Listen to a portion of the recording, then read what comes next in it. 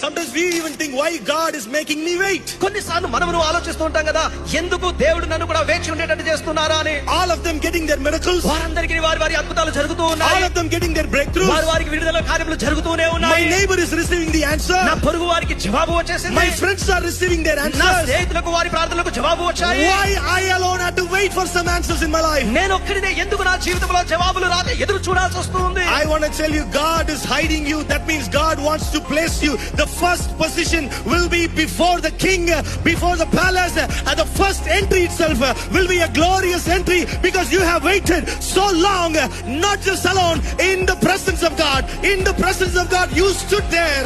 God will make you stand before king. నేను మీతో చెప్పినటువంటి మాట ఏమనగా, ఇంతవరకు ఎదురు చూస్తున్నటువంటి మీరును నేరుగా రాజుల ఎదుటిగా దేవుడు తీసుకుపోతున్నాడు. ఇంతవరకు ఆయన సముఖంలో దాగి ఆయన సన్నిధిని వెతుకుతూ గడిపినటువంటి మిమ్ములను నేరుగా గొప్ప స్థాయిలోకి దేవుడు